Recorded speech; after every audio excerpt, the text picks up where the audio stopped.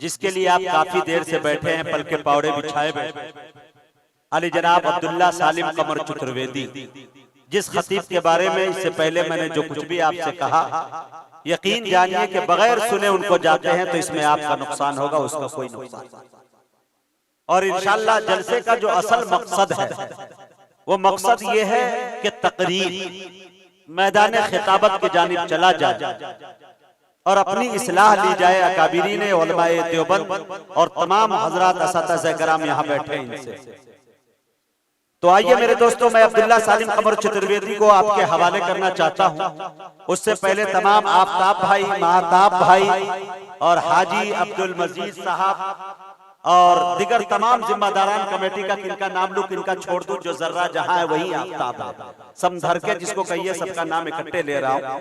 और उसके बाद इंशाअल्लाह दुआएं चाहता हूं। अब्दुल्ला सालिम साहब का मिजाज बनाने के लिए चंद शेर पढ़ के अब्दुल्ला साहब को आपके हवाले कर रहा हूं। आप लोग सुनने को तैयार है इंशाअल्लाह और सुनकर जाएंगे अब्दुल्ला साहब को। देखें हज़रात कि अपने इस मुल्क की हर वक्त हिफाजत के लिए, अपने इस मुल्क की हर वक्त हिफाजत के लिए सर लिए फिरते हैं हम लोग शहादत के लिए। बोलिएगा सुभान अल्लाह। अपने इस मुल्क की हर वक्त हिफाजत के लिए सर लिए फिरते हैं हम लोग शहादत के लिए। उसकी रोजी में भला क्यों नहीं बरकत होगी जो वजू करके निकलते हैं तिजारत के लिए। उसकी रोजी में भला क्यों नहीं बरकत होगी जो वजू करके निकलते हैं तिजारत के लिए। और उसको इस मुल्क का गद्दार कहा जाता है जिसने मक्के में दुआ मांगी है भारत के लिए। उसको इस मुल्क का गद्दार कहा जाता है जिसने मक्के में दुआ मांगी है भारत के लिए। मैं बड़े अदब के साथ आप सबके दरमियान खतीब दीशान, दी सलाहियत, हर दिल अजीज, करोड़ों के मजमा में संजीदगी बख्शने वाला अदीब, ऐवाने बातिल में जलजला बर्पा करने वाला अमीर, शहनशाह तदब्बुर, आबरूए सुन्नियत, फलके खिताबत के नैयरे ताबा, जामा माकुलात व मनकुलात हजरत अल्लामा मौलाना अब्दुल्ला सालिम कमर चतुर्वेदी से गुजारिश कर रहा हूँ कि वो तशरीफ लाए और अपने खिताब नायाब से हम सामईन को नवाजे। इस शेर के साथ हजरत का इस्तकबाल है कि हम मुसलमान हैं, हक बात सुना देते हैं, मुल्क व मिल्लत के जवानों को सजा देते हैं। हमको आती नहीं इस मुल्क में दहशत गर्दी, हम तो वहशी को भी इंसान बना देते हैं। अरे हम तो कलमा तौहीद पे ईमान रखकर काफिरों को भी मुसलमान बना देते हैं। अस्सलामु अलैकुम व रहमतुल्लाहि व बरकातुहू। वालेकुम अस्सलाम व रहमतुल्लाहि व बरकातुहू। इन्नल हम्दलिल्लाहि नहमदुहु व नस्तईनुहु व नस्तगफिरुहु व नु'मिनु बिही व नतवक्कलु अलैहि व नऊज़ु बिल्लाहि मिन शुरूरि अनफुसिना व मिन सय्यिआति अअमालिना। मन यहदिहिल्लाहु फला मुज़िल्ल लहु व मन युज़लिलहु फला हादिय लहु व नशहदु अल्ला इलाहा इल्लल्लाहु वहदहु ला शरीका लहु व नशहदु अन्न सय्यदना व मौलाना मुहम्मदन अब्दुहु व रसूलुहु। अम्मा बअदु फ़अऊज़ु बिल्लाहि मिनश शैतानिर रजीम। बिस्मिल्लाहिर रहमानिर रहीम। अतिउल्लाह व अतिउर रसूल व उलुल अम्रि मिनकुम फ़इन तनाज़अतुम फ़ी शैइन फ़रुद्दूहु इलल्लाहि वर रसूल। वक़ाल अल्लाहु तबारक व तआला फ़िल क़ुरआनिल मजीद क़ुल या अय्युहल काफ़िरून ला अअबुदु मा तअबुदून वला अंतुम आबिदून मा अअबुदु वला अना आबिदुम मा अबदतुम वला अंतुम आबिदून मा अअबुदु लकुम दीनुकुम वलिय दीन।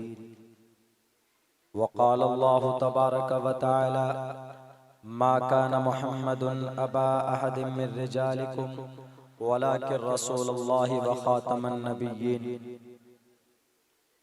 वक़ाल अल्लाहु तबारक व तआला अल-यौम अकमलतु लकुम दीनकुम व अतममतु अलैकुम निअमती व रज़ीतु लकुमुल इस्लाम दीना। सदक़ल्लाहुल अज़ीम। क़ाल नबी सल्लल्लाहु अलैहि वसल्लम इन्नमा बुइस्तु लिउतम्मिम मकारिमल अख़लाक़ वक़ाल नबी सल्लल्लाहु अलैहि वसल्लम अना खातिमुन नबिय्यीन ला नबिय्य बादी औ कमा क़ाल नबी अलैहि सलातु वस्सलाम। Praise be to Allah, peace and blessings on the Prophet of Allah subhanahu wa ta'ala, his descendants and all of his companions.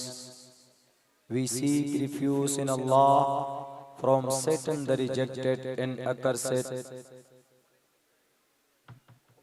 In the name of Allah, the most benevolent and the most compassionate and the most merciful. We seek refuge in Allah. O my Lord, expand me my grace is my task for me, and remove the impediment from my speech, so they may understand what I say.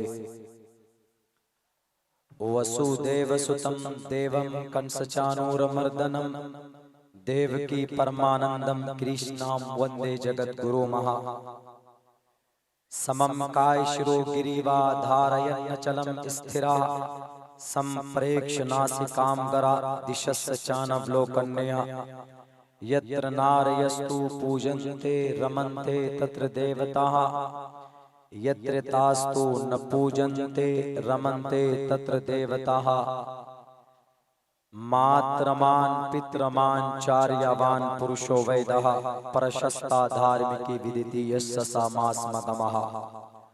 ओम शन्नो वरुणा शन्नो मित्रा शन्नो भवद्वर्यमा शन्ना ब्रह्मा बृहस्पति नमो ब्रह्मणे नमस्ते वायो तमेव प्रत्यक्षं ब्रह्मासि। ओम शांति ओम शांति ओम शांति। जनाब सदर जलसा हजरात उलमाए किराम,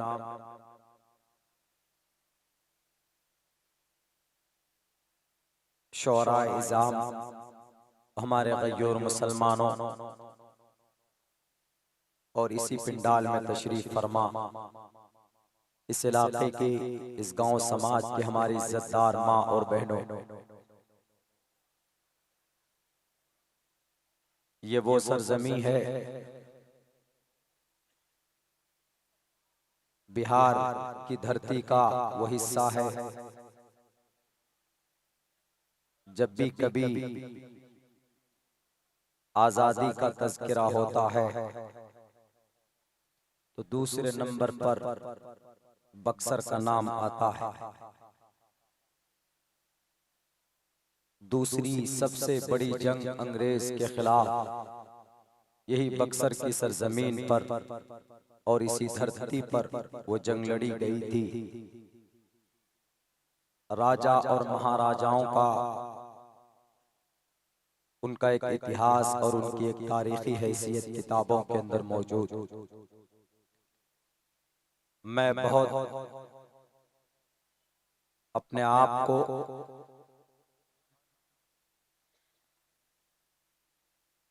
खुश नसीब समझ रहा हूं कि उसी धरती पर उस इलाके पर मेरी हाजिरी हुई और बड़े मुहज्जब और संजीदा किस्म के लोग यहाँ पर हैं। मुझे कभी उम्मीद है कि इंशाअल्लाह मेरी बात जो हम कहना और समझाना चाहते हैं बड़ी आसानी के साथ आप समझ पाएंगे। हम सब मिलकर दुआ करें कि अल्लाह तबारक व तआला हमें वो कहने की तौफीक अता फरमाए जिस पर हम खुद मुकम्मल तौर पर अमल कर सकें। हजरात मोहतरम, मैंने कुरान करीम की एक पूरी सूरत भी आपके सामने पेश की, सूरह काफिरून। नबी पाक अलैहिस्सलातु वस्सलाम को नबुव्वत मिलने के बाद 3 साल तक छुपकर आप रब की वहदानियत का प्रचार करते रहे। 3 साल के बाद चौथे साल में कुफ्फारे मक्का मुशरिकीन मक्का को शक होना शुरू हुआ। आप पर जुल्म ज़्यादती वहां से शुरू हुई। 5 नबवी में नबुवत मिलने के 5 साल बाद जुल्म सितम के पहाड़ तोड़े जाने लगे। उस वक्त के कुफ्फार और मुशरिकीन, कुफ्फार से मुराद वो लोग जो रब की वहदानियत या रब्बे जुल जलाल के फरमान का किसी भी हुक्म के मुनकिर थे, इनकार करने वाले थे, उसको काफिर कहा जाता। आज की तारीख में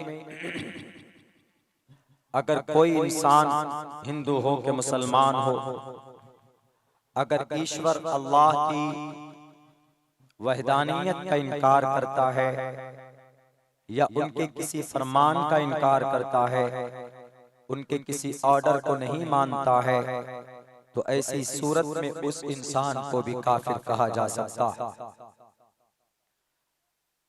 तो कुफ्फार और मुशरिकीन रोकना चाहते थे मुहम्मदुर रसूलुल्लाह सल्लल्लाहु अलैहि वसल्लम को कि आप नया दीन, नई शरीयत जिसको इम्प्लीमेंट करना चाहते हैं, इसको नाफिज मत कीजिए, इसका प्रचार मत कीजिए। लेकिन चूंकि अल्लाह तबारक व तआला की तरफ से वो फरमान था और अल्लाह तबारक व तआला को अपनी वहदानियत लोगों के सामने में उनका तारुफ कराना था, तो अल्लाह तबारक व तआला ने मुहम्मदुर रसूलुल्लाह को चुना और आपने मेहनत शुरू की। दिक्कतें और परेशानियां लोगों के सामने में आई, उन तमाम को बर्दाश्त करते हुए मुहम्मदुर रसूलुल्लाह ने 13 साल तक बड़ी दिक्कत के साथ, बड़ी परेशानी के साथ मक्कतुल मुकर्रमा में अल्लाह तबारक व तआला के अहकामात को लोगों के सामने रखते रहे। एक जमाना ऐसा आया कि कुफ्फार ने, मुशरिकीन ने ये कहना शुरू किया कि एक काम कीजिए, अगर आप नहीं रोक सकते तो ये कीजिए कि आप अपने जिस शरीयत पर आप अमल करते हैं, हम आपकी शरीयत पर अमल करेंगे और आप हमारे दीन को मान लें वक्ती तौर पर थोड़े टाइम के लिए, उसके बाद फिर आप आजाद, मैं आजाद। तो उस वक्त अल्लाह तबारक व तआला ने कुरान करीम की ये सूरत नाजिल की और कहा कि कह दो, कुल या अय्युहल काफिरून, रब की वहदानियत को न मानने वालों, ला आबुदु मा ताबुदून, मैं उन तुम्हारे उस दीन की, तुम्हारे उस शरीयत की इबादत नहीं करूंगा जिनको तुम पूछते हो, जिनकी तुम इबादत करते हो। आज के जमाने में भी हमारे भारत जैसी सेक्युलर मुल्क में भी कुछ लोग इस तरह की आवाज बुलंद करते हैं और वो ये कहते हैं कि पूरे भारत के सारे लोगों का मजहब एक होना चाहिए, यकसा सिविल कोड नाफिज होना चाहिए। वो अलग अलग मसला है कि किसके मजहब के मुताबिक तमाम के तमाम हिंदुस्तानी का मजहब होगा, अकीदा होगा, लेकिन मकसद मनुस्मृति को नाफिज करना और उस पर अमल करवाना, ये मकसद चीख चीख कर, चिल्ला चिल्ला कर कहते हैं कि तुम्हें, आपको हमारे मजहब पर अमल करना होगा, हमारे मजहब पर, हमारी शरीयत पर अमल करना होगा। मैं आपको अभी अपनी बातों में इंशाअल्लाह ये साबित कर कर दिखाऊंगा कि जो पुराना सनातन धर्म है, जो पुरानी शरीयत है, वो आज हमारे हिंदू भाई उसको मानते। एज अ मीनिंग, मतलब के एतबार से कोई फर्क नहीं। आप अगर कहेंगे कि हमारे मनुस्मृति के तहत हमारा कलिमा पढ़ो, तो आपसे हम पूछेंगे कि आप अपना कलिमा बताओ, हम आपका कलिमा पढ़ेंगे, हम आपके धर्म को कबूल करेंगे। तो आप यही पढ़ेंगे, कम्मा ब्रह्म द्वितीयो नास्ते नेना नास्ते किंचन कमेव मद्वितीयम, यही पढ़ेंगे आप। तो सेम वही मतलब ला इलाहा इल्लल्लाह का है। तो क्या डिफरेंट, फर्क तो होना चाहिए। जो मतलब ला इलाहा इल्लल्लाह का होगा वही मतलब एकम्मा ब्रह्मा का। कुछ अलग होता, हटकर होता तो चलो भाई गौर करो, कुछ हटकर है, कोई न्यू है। तो आज कुछ लोग हमारे इस मुल्क में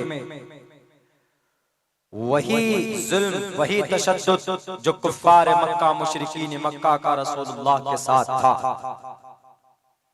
ए मोहम्मद, आप हमारे दीन पर अमल कर लें, हम आपके खुदा की वहदानियत को मान लेंगे, उस शरीयत को मान लेंगे जो आप चाहते,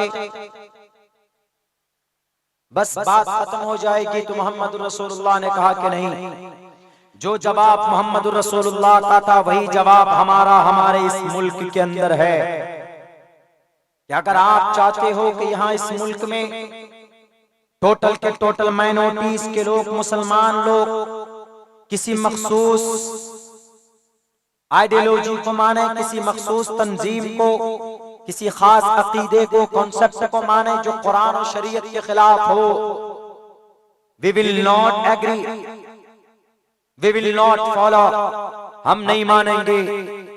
इसलिए नहीं मानेंगे क्योंकि हमें अल्लाह ने पैदा किया इस धरती पर अपनी इबादत के लिए। हम अल्लाह की इबादत करेंगे, अल्लाह के ऊपर ईमान और आस्था रखेंगे, हमको कोई रोक नहीं सकता, कोई टोक नहीं सकता। क्यों?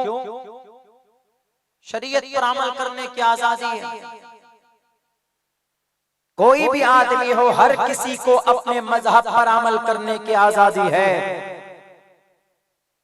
चाहे हिंदू हो कि मुसलमान हो, क्रिश्चियन हो कि जैन हो कि बौद्ध हो। जब हर किसी को अपने मजहब पर अमल करने की आजादी है तो भारत के अंदर उन लोगों से बताया जाए कि तुम क्यों किसी को मजबूर करोगे, या अब्दुल्ला सालिम किसी को क्यों मजबूर करेगा कि आपको कुरान पढ़ना ही पड़ेगा, नमाज पढ़नी ही पड़ेगी, या हिंदू भाई कहेंगे तुम्हें पूजा करना ही होगा, या हिंदू भाई ये कहेंगे कि जय श्री राम का नारा लगाना ही होगा। क्या मतलब होता है इसका? कोई मतलब नहीं होता, कोई अर्थ ही नहीं। Freedom to manage religious affairs, संविधान का अनुच्छेद नंबर 26 कहता फ्रीडम मीन्स आजादी, आजाद टू मैनेज, अमल करना, फॉलो करना, रिलीजियस अफेयर्स, धार्मिक बातों पर। अनुच्छेद बड़ा है, भारत का संविधान बड़ा है, तुम्हारी दकियानूसी और तुम्हारी गंदी सोच खराब है जो इस देश के हित में नहीं। बहुत से हमारे हिंदू भाई यहाँ पर बैठे, हमारे हिंदू भाई अगर मुसलमान पर्दे पर बात करता है, मस्जिद पर बात करता है, अजान पर बात करता है, नमाज पर बात करता है, ज़कात पर बात करता है, टोपी दाढ़ी पर बात करता है, शेरवानी कुर्ते पर बात करता है, मदरसे पर बात करता है, तो वो उनका पर्सनल लॉ है, मजहबी मामला है। आप अपने दीन पर, हम अपने दीन पर, लकुम दीनुकुम वलिय दीन, आपकी आपका दीन आपके लिए, हमारा दीन हमारे लिए। हाँ, कौन सा दीन अच्छा है? इस्लाम अच्छा है कि हिंदू अच्छा है? Propagation of the religion, propagate of the religion, धर्म की अच्छाई को लोगों के सामने रखना अच्छी बात है।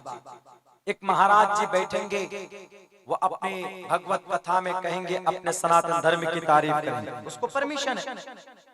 अब्दुल्ला सालिम कुर्सी पर बैठेगा तो अब्दुल्ला सालिम अपने कुरान की हदीस की बात करेगा तो उसको परमिशन। एक जैन बैठेगा तो महावीर जैन स्वामी की तारीफ रखेगा तो उसको परमिशन।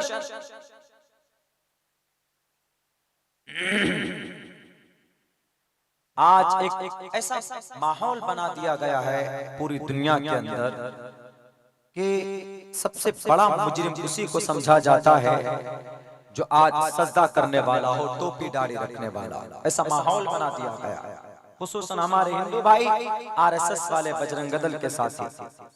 आपके दिमाग में नफरत भरी जा रही है, वरना आप अपने ग्रंथ को पढ़िए, अपनी किताबों को पढ़िए।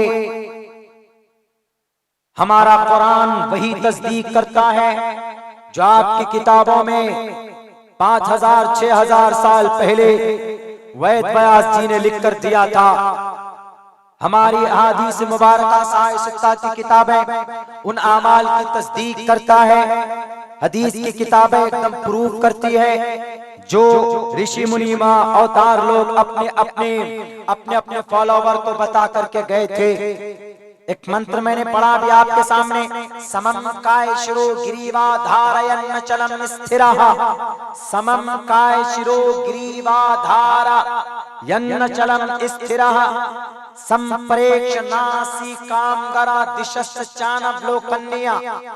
मतलब इसका ये होता है कि जब ईश्वर की तुम पूजा करो, काय शिरो ग्रीवा गर्दन चेहरा और गर्दन चेहरा, ये सर चेहरे और गर्दन, ग्रीवा गर्दन, काय शिरो श्री काय शकल, ग्री श्रीवा ये सर को चेहरे को गर्दन को, काय शिरो ग्रीवा धारयन् चलम, ध्यान से संप्रेक्ष नासी कामगरा, नाक के सामने देखो। पूजा करते हो तो नाक के सामने सीधे परमात्मा के सामने ईश्वर के सामने खड़े होकर पूरा ध्यान जमाओ। दिशश्च चानवलोकन्या, जर्रा बराबर इधर उधर देखने की गुंजाइश नहीं। श्रीमद् भगवत गीता 3 अध्याय का 36वां मंत्र श्लोक। अब अल्लाह के नबी की हदीस, अल्लाह के नबी फरमाते हैं तअबुदुल्लाह कअन्नका तराह। ऐ मुसलमानों, जब तुम नमाज पढ़ते हो तो दिमाग में ये ख्याल रखो कि अल्लाह तबारक, तुम अल्लाह को देख रहे हो। और अगर ये जहन में बात ना आए तो कम से कम इतना अपने दिमाग में ये बात ले आओ कि अल्लाह तबारक व तआला तुमको देख रहा। और जब तुम रुकू करते हो, सजदा करते हो, तो अपने सजदा करने की जगह पर देखो। बताइए क्या डिफरेंट है?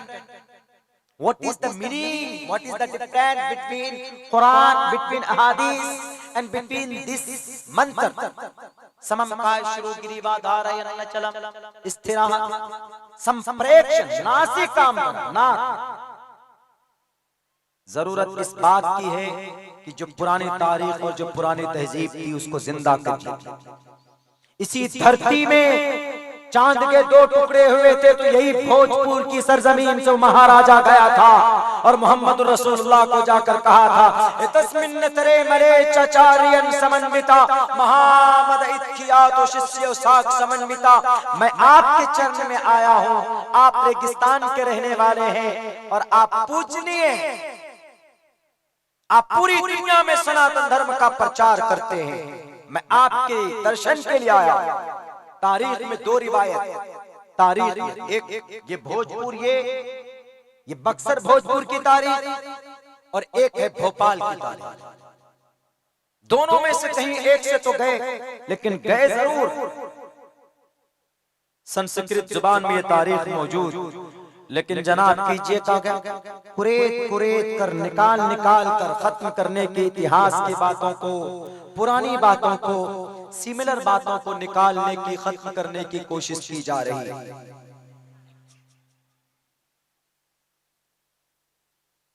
कर्नाटक में वही मामला हुआ हिजाब पर। नो मैटर, होना ही नहीं चाहिए, लेकिन उसको बना दिया गया।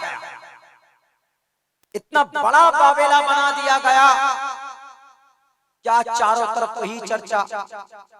कुछ और अगराज़ मकासिद होंगे, लेकिन हमारे हिंदू भाइयों, धर्म पर अमल करना ये प्रायोरिटी है। ये इंसानों के, ये मनुष्य को इस धरती पे, मनुष्य विषय इस धरती में यही है कि जिस परमात्मा ने जमीन पर भेजा, उस परमात्मा की भक्ति की जाए, उनके आदेश के अनुसार अपनी जिंदगी गुजारी जाए, उनके बातों पर अमल किया जाए, उनके उपदेश को माना जाए।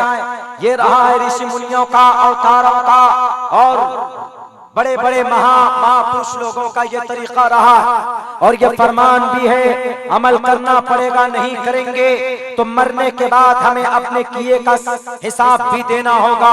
उस वक्त क्या जवाब दोगे हम अपने परमात्मा के सामने में? अगर मुसलमान धर्म पर अमल करता है तो मजबूर है, अल्लाह का कुरान कहता वमा खलक़तुल जिन्न वल इंसा इल्ला लियअबुदून, हमने तुम्हें इंसान और जिन्नात को पैदा किया अपनी भक्ति के लिए, तुम्हें हमारी इबादत करनी पड़ेगी, वरना इसके अलावा कोई चारा नहीं। इसलिए कि तुम तो हमने मनी के नापाक कतरे से खूबसूरत इंसान बनाया, दुनिया के अंदर जाकर शराब पीने के लिए नहीं, दुनिया में जाकर झूठ बोलने के लिए नहीं, दुनिया में जाकर और दूसरे बुरे अमाल अफाल करने के लिए नहीं, बल्कि मेरी भक्ति के लिए तुमको इस धरती के ऊपर हमने इंसान बनाकर भेजा।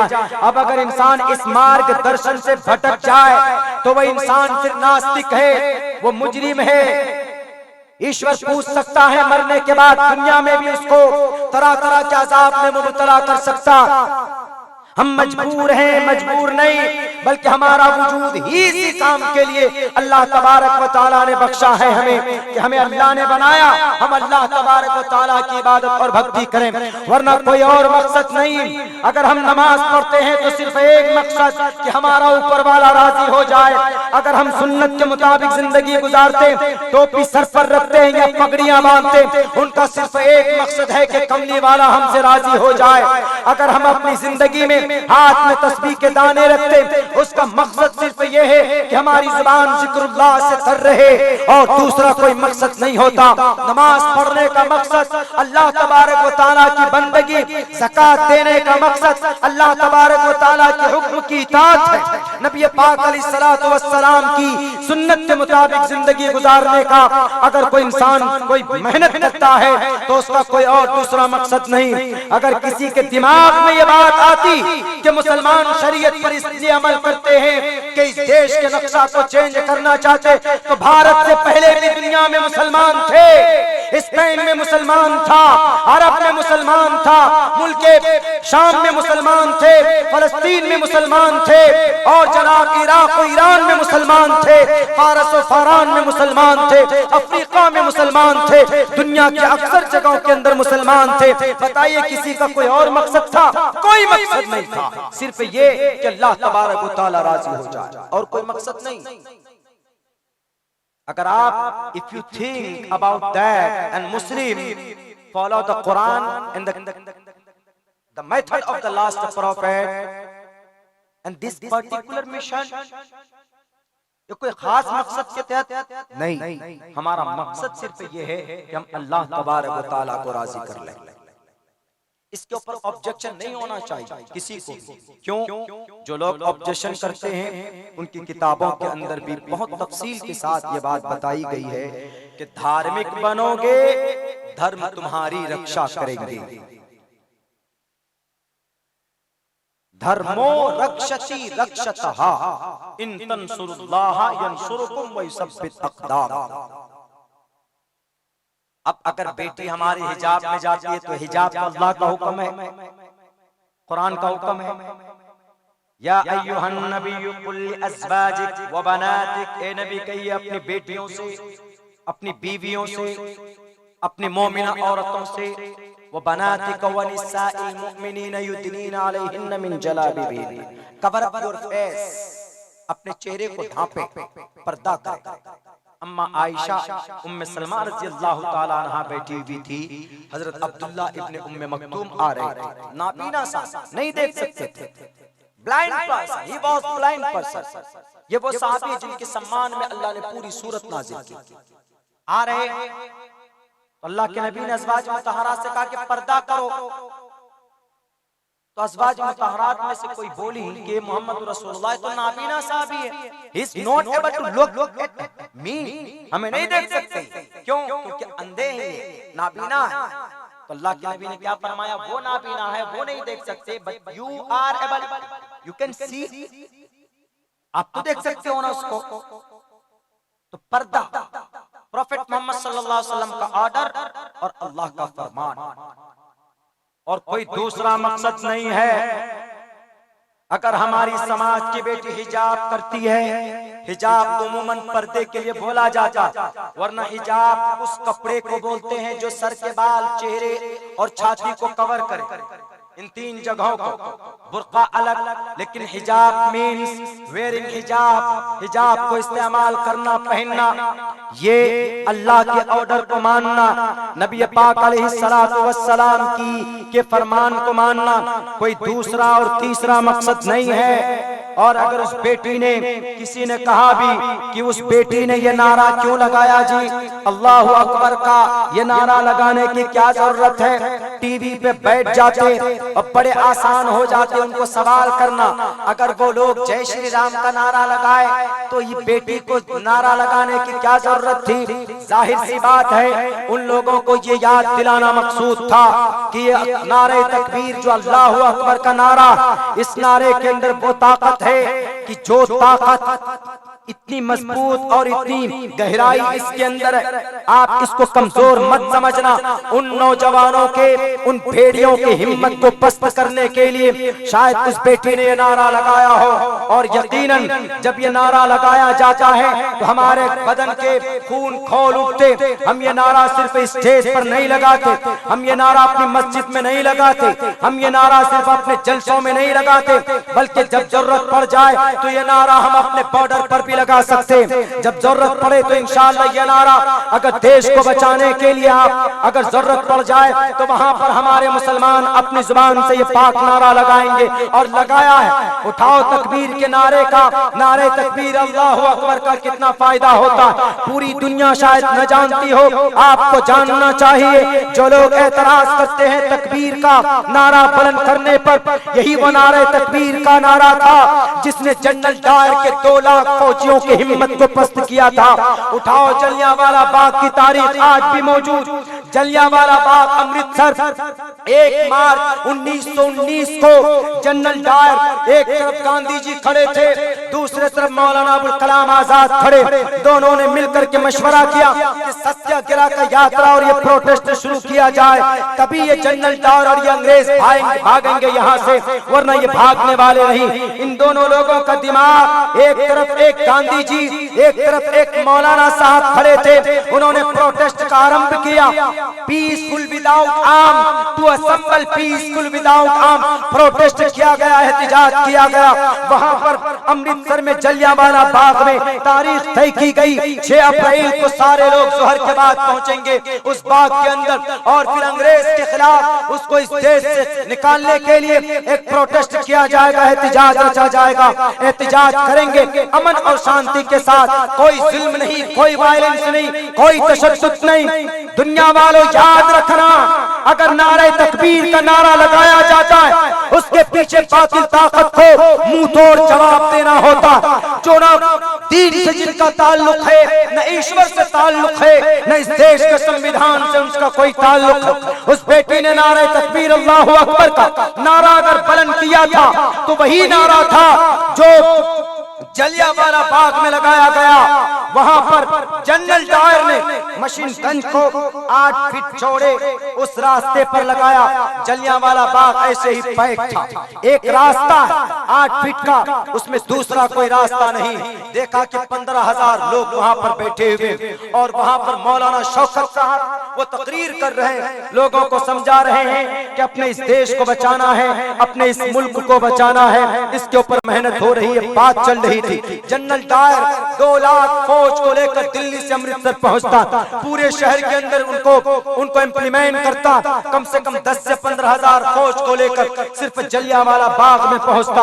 वहां पर मशीन गन लगाया जाता, वो मशीन गन, वो AK-47 जो 1 मिनट में 16 राउंड फायर करता है, 9 गोलियां निकलती, वो लगाया जाता है। और वहां पर तकरीर करने वाले तकरीर करते हैं और चीख कर 4 बजे शाम को 15,000 लोग मौजूद थे, गोलियां बरसाना शुरू करता है जनरल डायर, और 1500 मुसलमानों के सीनों पर गोलियां लगी, किसी के पीठ पर गोली नहीं लगी थी। और फिर वहां से जनरल डायर भागा, तलवार नहीं थी हाथ में, एक ही नारा था, नारे तकबीर अल्लाहु अकबर का नारा सुनकर जनरल डायर उस जलियांवाला बाग को छोड़कर भागा था। ये ऐसे मौके पर हम नारे तकबीर लगाते हैं अपने दुश्मन के ऊपर खच्चे उड़ाने के लिए, उनकी हिम्मत को तोड़ने के लिए। और ये नौजवान जो कर्नाटक में ये जो जय श्री राम का नारा लगा रहे थे, ये देश के हक में नहीं था, ये भारत के हमारे हिंदू समाज के नौजवान नहीं थे। रामचंद्र जी ने तो सीता की जिंदगी को बचाने के लिए रावण के सामने में जाकर सीना तान कर मुकाबला किया था। आज उसी राम का नाम लेकर बेटी को जलील कर रहे हैं। एक राम तो वो थे कि जो सीता को बचा कर ला रहे, उनकी इज्जत को बचा कर ला रहे, और आज उसी राम का नाम लेकर बेटी को जलील कर रहे, रुस्वा कर रहे। कैसे फॉलोवर हैं आप श्री रामचंद्र जी के? हम मोहम्मद को मानते हैं तो मोहम्मद की जिंदगी का जो आदेश है हम अमल करने की कोशिश करते हैं, उनके खिलाफ नहीं जाते। If we love the Prophet Muhammad sallallahu alaihi wasallam, we must have to follow the method and the command of the last Prophet Muhammad sallallahu alaihi wasallam. आप में से बहुत से लोग पढ़े लिखे हैं, मेरी अंग्रेजी सेंटेंस को भी समझते होंगे, बेहतर समझते होंगे। जो मोहब्बत किसी से करता है तो उसकी जिंदगी में जो अच्छी बातें होती है उस पर अमल करने की कोशिश करता है। तो हमको ये बात समझ में नहीं आती हिंदू भाइयों कि जय श्री राम, एतराज नहीं है, लगाएं आप जय श्री राम का नारा लगाएं, हम अल्लाहु अकबर का नारा लगाएंगे, कोई दिक्कत नहीं। कानून आपको भी इजाजत देता, हमको भी देता। लेकिन अगर मुसलमान अल्लाहु अकबर का नारा लगाकर किसी पर जुल्म करता है तो ये अल्लाहु अकबर का नारा लगाना गलत हो जाता है। शरीयत एतबार से तो पहले ही गलत होगा। क्यों? अल्लाह ने कुरान में फरमाया ला इकराहा फिद्दीन, दीन में कोई जोर जबरदस्ती नहीं है। यहां तक कि अल्लाह के नबी अलैहिस्सलातु वस्सलाम ने फरमाया ला यदखुलुल जन्नह मन ला यअमन जारुहु बवाइक़हु। ऐ लोगों, अगर तुम्हारे पड़ोस में कोई भी इंसान रहता हो, तुम्हारा पड़ोसी कोई भी रहता, हिंदू रहता हो कि दलित रहता हो, क्रिश्चियन के जैन के बाद, तुम्हारे हाथ पैर से उसको तकलीफ नहीं पहुंचनी चाहिए।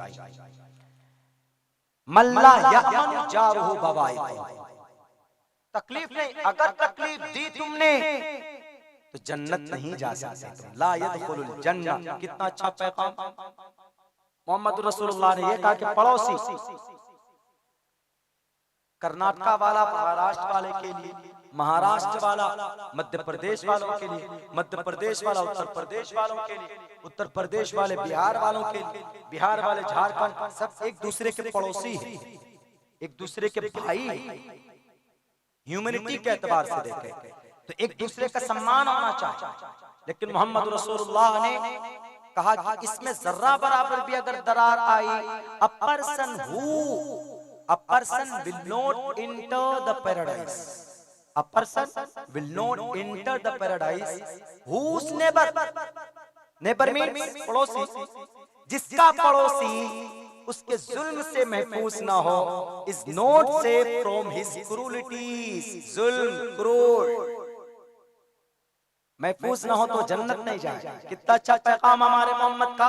तो हम कोशिश भी करते हैं कि हमारे पड़ोसी को दिक्कत और तकलीफ ना हो। आप कैसे राम भक्त हैं जनाब? श्री रामचंद्र जी तो कह रहे हैं कि किसी को मत मारो, किसी बेटे का अपमान मत करो। रामचंद्र जी तो बात की बात है, उनसे पहले कौन? उनसे पहले परमात्मा ईश्वर। वो क्या कहते हैं? यत्र नारयस्तु पूजन्ते। बहुत अच्छा मंत्र है। अभी एक दो हफ्ता से इसको रिसर्च में लाए। यत्र नारयस्तु पूजन्ते, हमारे हिंदू भाइयों ध्यान कीजिएगा, यत्र नारयस्तु पूजन्ते रमन्ते तत्र देवता। जिस घर में बेटी की इज्जत होती है उस घर में ईश्वर की कृपा होती है। तत्रे नास्तु न पूजन्ते, और जिस घर में बेटी की इज्जत नहीं होती उस घर में ईश्वर वास नहीं करते हैं। अब बताइए, उस बेटी के पीछे नारा लगाना, मर्यादा पुरुषोत्तम का नाम लेकर नारा लगाना कहां तक सही है? ये बेटी का सम्मान है कि बेटी का अपमान? ये तो सरासर बेटी का अपमान, सरासर बेटी का अपमान। श्री रामचंद्र जी दर्द से करा रहे हैं, दुख में है कि हमारी सीता को कौन लेके गया। खतरा था कि कहीं सीते की इज्जत खतरे में ना हो जाए, तो फौरन दौड़कर कहां गए थे हिंदू भाइयों? सुखदेव के पास गए। सुखदेव कौन? वानर सेना का राजा, वानर सेना का राजा। और उसी वानर सेना में जो सेनापति था कौन? हनुमान, उनको दिया। और सुखदेव ने कहा कि रामचंद्र जी आप आए, क्या चाहिए आपको? उन्होंने कहा कि मुझे हेल्प चाहिए। क्यों हेल्प चाहिए? एक बेटे की रक्षा करनी है, एक औरत का रक्षा करना है, सीते का। अच्छा, फौरन कहा हनुमान आओ। देखो परमात्मा क्या करे।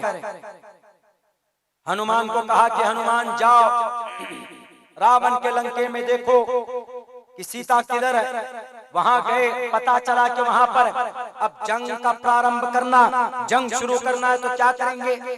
तो सारे जानवर को लेकर, गधे, गाय, बैल, भैंस सबको लेकर, क्योंकि लंका जो था समंदर पार लंका, उसमें रास्ता बनाना था। बहुत खूबसूरत बात है, देखिए रास्ता बनाना था।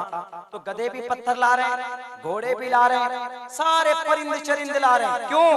क्यों ला रहे हैं? पूछेगा महाप्रलय में ये गिलेरी भी, ये जानवर भी, घोड़े, हाथी, गाय, बैल, भैंस सब पूछेंगे कि हम लोग तो सीता की इज्जत बचाने के लिए पत्थर उठा कर ला रहे थे, रास्ता बनाएंगे तो इस रास्ते में चलकर सीते को, उनकी इज्जत को बचा कर लाएंगे, और तुमने उसी राम का नाम लेकर बेटी का तुम लोग भक्षक बन गए।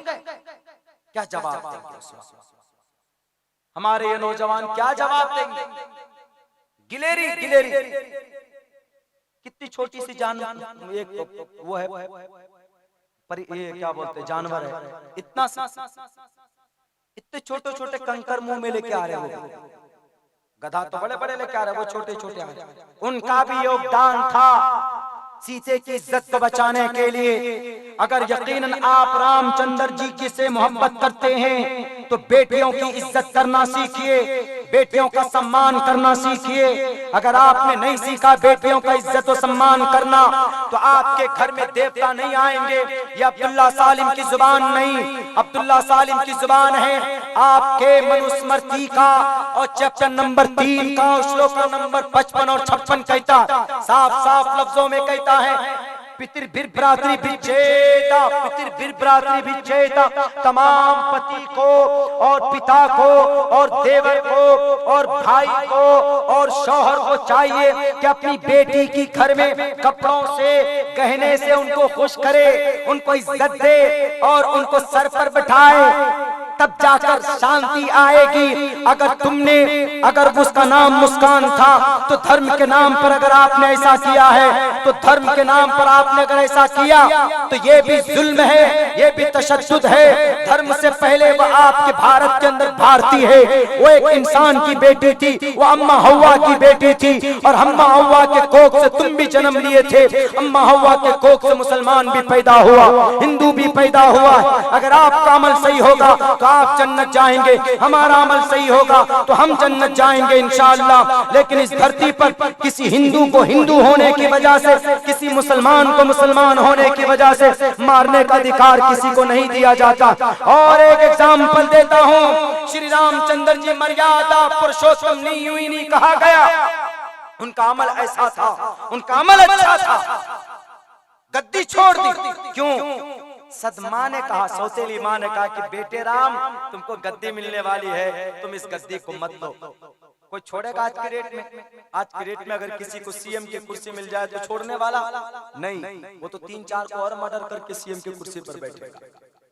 लेकिन श्री रामचंद्र कुर्सी मिलने वाली, अनाउंसमेंट हो गया, सुबह होते ही फौरन इनके सर पर ताज रखा जाना है भारत का। तो इसकी माँ, भरत की माँ आई, रामचंद्र जी की माँ कौशल्या, अब भरत की माँ दूसरी सुमित्रा कई माँ आकर कहने लगी कि ये राम तुम तो समझदार हो ना। कहाँ माँ के बोलो क्या बात? कहा कि तुमसे एक चीज मांगने के लिए आई हूँ, मुझे दोगे? कहा कि कोई बात नहीं, प्राण मांगोगी तो प्राण भी देने के लिए मैं तैयार। मैं इसलिए ये वाकया सुना रहा हूँ, इस्लाह मुआशरा का जलसा है तो हमारा भारत भी हमारा मुआशरा है। ये उन लोगों को, उन हिंदुत्व जहन के लोगों को जो हिंदू मुसलमानों के बीच में दरार पैदा करना चाहते, उनके लिए जो सिर्फ जय श्री राम का नारा लगाते हैं और अंदर श्री रामचंद्र जी की जिंदगी है ही कुछ भी नहीं, खोखली। उन्होंने कहा कि माते बोलिए क्या क्या दिक्कत है, मैं आपको सपोर्ट करता हूँ, बोलिए क्या, मैं देने के लिए तैयार। उन्होंने कहा कि हमें ये गद्दी चाहिए जिसका तुम्हारा अनाउंसमेंट हुआ। उन्होंने कहा कि माते गद्दी का, ये तो फादर का, पिताजी का आदेश हो चुका है। कहा पिताजी से बढ़कर माते होती ना, माते कौशल पको। कहा कि मुझे तुम खुश करना चाहते हो या मुझे दुखी देखना चाहते हो? उन्होंने कहा कि आपको हम खुश देखना चाहते हैं। कहा तो ठीक है, तो क्या करूं माते, मैं अगर यहाँ रुका तो मुझे जबरदस्ती अब्बा मुझे राजा बना देंगे। कहा तुम यहाँ मत रहो, तुम चले जाओ बनवास। 14 साल का बनवास काटने के लिए गए। क्यों? सिर्फ एक औरत की, एक माँ को तकलीफ न पहुंचे इसलिए, एक माँ को दुख न पहुंचे इसलिए 14 साल का बनवास काटने के लिए पहुंचे। हमारे नौजवान साथियों, आपको यह मानना पड़ेगा, अगर यकीनन मोहब्बत करते हैं तो आओ मैदान में। जो मर्यादा पुरुषोत्तम की जिंदगी थी उसको फॉलो करो, तब जानेंगे कि यकीनन आप दिल से उनकी मोहब्बत करते, दिल से उनको फॉलो करते। आपकी जिंदगी में उनका एक भी अंश नहीं, आपकी जिंदगी के अंदर उनका कोई भी किरदार नहीं, कैरेक्टर नहीं। नाम लेने से काम नहीं चलेगा, धरातल पर आकर मेहनत करने की जरूरत है, जमीन पर आकर मेहनत करने की जरूरत है। और सुन लो, अगर ये तुम्हारा मकसद था कि नहीं जी वो मुस्कान बेटी माइनॉरिटी की बेटी थी तो उसको डरा देंगे, तो बीबी सुमैया की बेटी थी वो सुमैया जिसको कुफार मुशरिकीन का सरगना, इस उम्मत का फिरौन अबू जहल नहीं डरा सका, तो तुम क्या डरा पाओगे? आसिया का खून हमारी बेटियों के अंदर, आसिया वो आसिया जिसने फिरौन का मुकाबला किया था, उस आसिया का खून हमारी बेटियों के रगों के अंदर है। वो आसिया और वो सुमैया, ये वो बेटी थी, उनकी खून इन बेटियों के जिस्म के अंदर है। हमेशा हर महाज पर बातिल ताकतों का मुकाबला किया है बेटियों ने। अगर बेटियों को कमजोर समझा है तो ये तुम्हारी गलतफहमी है, इसलिए कि भारत की धरती पर झांसी की रानी का लक़ब नहीं मिला, रानी लक्ष्मीबाई का यूं ही नाम नहीं दिया गया, और चंद्र नारायण का नाम यूं ही नहीं दिया गया है, और सुल्ताना रजिया सुल्ताना का नाम यूं ही रजिया सुल्ताना नहीं पड़ा है। शेर का मुकाबला किया था रजिया सुल्ताना ने, शेर के चुंगल से अपने बाप को बचाया था, तब जाकर उनका नाम रजिया सुल्ताना पड़ा था। हजरत खालिद बिन वलीद को 100 कुफ्फार के बीच से बचा कर लाने वाली तन्हा एक औरत, जिनका नाम हजरत उनकी खाला हजरत खौला रज़ियल्लाहु ताला अन्हा थी। अगर ये तुम्हारा भरम है कि इस देश में हम डरा देंगे, धमका देंगे, जो होगा मन में करेंगे, तो ये तुम्हारी गलतफहमी है। हमारे खून में डर नहीं, हम डरते हैं तो अल्लाह से डरते हैं इस जमीन पर, और अल्लाह के लिए जिएंगे मरेंगे इंशाअल्लाह तबारक व तआला। और जरूरत पड़ेगी तो इस देश के लिए अपना खून फिर से बहाएंगे, इस देश को लुटने और मिटने नहीं देंगे।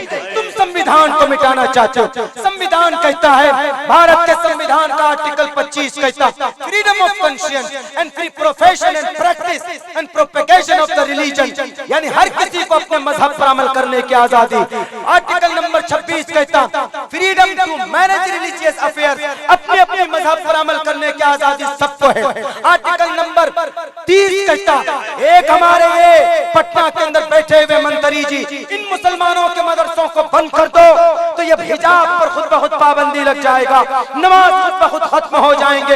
याद रखो, नबी ने खून बहाकर, सहाबा ने अपनी जान की कुर्बानियां देकर इस्लाम को इम्प्लीमेंट किया। ये अल्लाह का मजहब है, मोहम्मद का मजहब नहीं है, अब्दुल्ला सालिम का मजहब नहीं है। तुम मिटाओगे तो मिट जाएगा। तुमसे पहले बड़े बड़े तुर्रम खाए इस्लाम को मिटाने के लिए, नहीं मिटा। अंदलुस के अंदर 800 साल तक हुकूमत रही थी, कम्युनिज्म ने इस्लाम को मिटाना चाहा लेकिन इस्लाम नहीं मिटा। यह अल्लाह का मजहब है। जैसे अल्लाह अपने मजहब की, अपने घर की हिफाजत तैर नबाबील के जरिए कर सकता है, तो इंशाअल्लाह आज भी अल्लाह तबारक व तआला अपने मजहब की हिफाजत के लिए किसी न किसी को हक बनाकर भेजेगा। मजहब अल्लाह का, हमारा आपका मजहब नहीं, अल्लाह का मजहब है तो अल्लाह हिफाजत करेगा। रही बात ये कि भारत के अंदर घंटा बजाने की भी इजाजत है, अजान देने की भी इजाजत है। क्या बात अभी एक मंत्री जी बोले कि इन मदरसों को बंद कर दो, पाबंदी लगा दो, तो याद रखिए मंत्री जी, मैं आज नहीं पहुंचा हूं सदन में, कल जरूर पहुंचूंगा। आपकी आंखों में आंखें डालकर कहूंगा कि right of minorities to establish an administration educational institution, Bharat के संविधान का दफा नंबर 30 कहता ऑल माइनॉरिटीज, सारे दलित, मुस्लिम, आदिवासी, all minorities whether based on religion और लैंग्वेज, चाहे वो अरबी, चाहे वो इंग्लिश, चाहे वो संस्कृत जुबान के पढ़ने वाले हो, अगर वो कोई मदरसा चलाना चाहते, कोई मदरसा, कौन कहेगा? संविधान कहता है। हमारे एक हाथ में शरीयत, दूसरे हाथ में भारत का संविधान, हम हैं वफादार। हमारा संविधान कहता है कि पर्दा पहनो, पर्दा करो, और ये लोग कहते हैं कि पर्दा मत करो। तो देश का रखवाला कौन? देश का सच्चा आशिक कौन? जो कहता है कि देश के संविधान के मुताबिक हम जिए। संविधान क्या कहता है? पर्दा कर सकते हैं। सिर्फ संविधान नहीं कहता, सन 2016 के अंदर केरला हाई कोर्ट का जजमेंट भी, फातिमा बशीर का सीबीएसई बोर्ड ने केस किया, मतलब प्रतिबंध लगा दिया कि कोई भी बच्ची हमारी, कोई भी बच्ची पर्दे में नहीं आए, स्लीपर चप्पल, एक छोटा सा स्कर्ट ऐसे पहन के, छोटे छोटे बटन, बाल खुले। सीबीएसई ने सन 2016 में प्री एग्जाम में शरीक होने के लिए कंडीशन लगाई, this is a most and जरूरी, इसको करार दिया, compulsory, necessary and to appear in the exam and to sit in the pre examination, exam देने के लिए जरूरी। उस बच्ची ने जाके हाई कोर्ट के अंदर में अपील किया, तो हाई कोर्ट ने कहा wearing hijab it is an integral part of Islam, Islam का एक अटूट हिस्सा है, आप अपने बच्चों को नाराज नहीं कर सकते। हाई कोर्ट ने हक में फैसला दिया बच्ची के। यही वजह है कि आज कर्नाटका से फैसले नहीं आ रहे ढंग के, क्योंकि केरला हाई कोर्ट ने फैसला दिया हिजाब के ऊपर। भारत का संविधान इजाजत देता है कि जो मदरसा बनाना चाहते हो, ये मदरसा अशरफिया, बहुत लोगों की निगाह है कि वो मदरसा अशरफिया, कहां से इतना पैसा आ रहा है? यहाँ से तो टोपी दाढ़ी वाले निकल रहे, टोपी दाढ़ी वाले निकल रहे, मतलब आतंकवादी निकल रहे, यही समझते हैं। 9/11 में सबसे पहले आतंकवाद को मदरसे से जोड़ा गया, बारीक रिपोर्ट है, आप लोग भी जानते होंगे। और इस आतंकवाद को मदरसे से जोड़ने में पहला नाम किसका? अमेरिका का। अल-कायदा को बनाया कौन? अमेरिका। ओसामा बिन लादेन को कौन खड़ा किया? अमेरिका। दाइश को वजूद में कौन लाया? अमेरिका। वरना आज बता दीजिए भारत में किसी भी मदरसे से कोई आतंकवाद निकला हो? भारत के अंदर मदरसे से आतंकवाद नहीं निकलते। मदरसा अशरफिया से बड़े बड़े विद्वान निकले। मदरसे से कौन निकले? शाह वलीउल्लाह मुहद्दिस देहलवी, शाह अब्दुल अजीज जिन्होंने अंग्रेज के खिलाफ फतवा दिया वो निकले, मौलाना कासिम निकले, मौलाना शाह अब्दुल रशीद गंगोही निकले, हाफिज जामिन शहीद निकले, सैयद अहमद शहीद निकले। ये लोग मदरसे से निकलते हैं, मदरसे से कोई आतंकवाद नहीं निकलता है। मिनिस्टर साहब, 7 डिबिया तेल जलाना पड़ेगा आपको मदरसों को बंद करने के लिए। मदरसा है तो ये देश आज आजाद हुआ। सबसे पहले अलमे जिहाद किसने उठाया था? इन्हीं मदरसों से निकलने वाले तलबाए किराम ने, उलमाए किराम। किसी मर्द मुजाहिद में ताकत थी? नहीं। आज भी जरूरत पड़ेगी तो यही नारे तकबीर जैसे जनरल डायर के हिम्मत को तोड़ा था, नारे तकबीर अल्लाहु अकबर का नारा लगाकर आज भी जरूरत पड़ेगी तो यही नारे तकबीर का नारा बुलंद करके हम हिटलर का, हम जापान का, चाइना का मुकाबला करेंगे। ये वो जिहादी ग्रुप है, अपने दुश्मन के लिए, अपने दुश्मनाने मुल्क के लिए ये जिहाद करते हैं, अपने देश में रहकर हिंदू भाइयों के लिए नहीं। वो तो हमारे भाई हैं, वो तो हमारे भाई हैं। भाई साहब परमिशन है साफ लफ्जों, लेकिन कुछ लोग कहते हैं कि नहीं मौलाना, आपके जहां जहां कुरान पढ़ाए जाते, जहां जहां शरीयत पढ़ाई जाती है तो आप इसमें बहुत ज्यादा सील पैक कर देते हो। सील पैक हो जाता है। आपके इस्लाम के अंदर कुरान से हदीस से हटकर कुछ है ही नहीं। क्या कुरान और हदीस में कुछ नहीं है? हमने पहले भी तकरीर की थी, कल भी चंपारण के इलाके में वहाँ एक मदरसे का प्रोग्राम था, तो वहाँ पूरे कुरान पर बात आई थी। तो कुरान में अलिफ से लेकर अलिफ लाम से लेकर अल्हम्दुलिल्लाह से लेकर मिनल जिन्नति वन नास तक मोटी मोटी जो बातें थी वो मैंने सामने रखी। मैं यहाँ पर आपको एक उदाहरण के तौर पर एक रिसर्च आपके सामने मैं पेश कर रहा हूँ। मुझे उम्मीद है कि आप उसको झुटला नहीं सकते, आप उसको गलत नहीं ठहरा सकते, इसलिए कि मुकम्मल तौर पर रिसर्च करने के बाद तब मैं आपके सामने इसको रख रहा हूँ, आप लोग भी फाइंड आउट कर सकते। बहुत से लोग बोलते हैं कि क्या जरूरत है कुरान को नाफिज करने की, कुरान की बात करने की, शरीयत की बात करने की, क्या जरूरत है हिजाब पर चर्चा करने की, क्या जरूरत है नमाज पर बहस करने की। अरे भाई, ये कुरान का ऑर्डर। कुछ लोग बोलते हैं कि कुरान कुरान कुरान, तुम्हारा क्या है कुरान? कुरान में सब कुछ है, कुरान पढ़ने वाले ही सब कुछ थे। दर्द का इलाज कहां से निकला? कुरान से निकला। फादर ऑफ केमिस्ट्री कहां से निकले? कुरान से निकले। फादर ऑफ फिजिक्स कहां से निकले? कुरान से निकले। ऑपरेशन जो करते हैं डॉक्टर लोग, डॉक्टर साहब से भी एक मुलाकात हुई हमारी, उनसे पूछिए कि जब ऑपरेशन करते हैं तो जो सर्जरी में जो सीजर्स और जो औजार होते हैं, इंस्ट्रूमेंट्स होते हैं, वो किनका बनाया हुआ? अबुल कासिम अज़्ज़हरावी का। Venus planet. हमारे बच्चे जानते हैं कि हमारे सोलर सिस्टम में कितने प्लैनेट हैं, कितने ग्रह? 8 हमारे सोलर सिस्टम में। उनमें से एक प्लैनेट वीनस प्लैनेट का खोज किसने किया? इल्म बसरियात, इल्म फिजिक्स पे सबसे मजबूत किताब किसकी? इब्ने हैसम की। सबका नाम और सबकी तफसील बताओ। अल्बर्ट आइंस्टाइन, आज के जमाने का सबसे बड़ा वैज्ञानिक अल्बर्ट आइंस्टाइन। इस बात पे झगड़ा था कि सूरज घूमता है या जमीन घूमती, तो 500 साल तक इस पर झगड़ा रहा कि नहीं जनाब, सूरज नहीं, ये हाँ सूरज रुका हुआ है, जमीन घूमती। 1800 साल तक अरस्तु का अकीदा रहा कि नहीं, सूरज घूमता है, जमीन रुकी थी। झगड़ा, लेकिन आखिर के अंदर अल्बर्ट आइंस्टाइन ने आकर के कहा कि नहीं, सूरज और जमीन दोनों घूमते हैं। ये थ्योरी कहां से लिया उसने, कहां से हासिल किया? कहां से? कुरान से।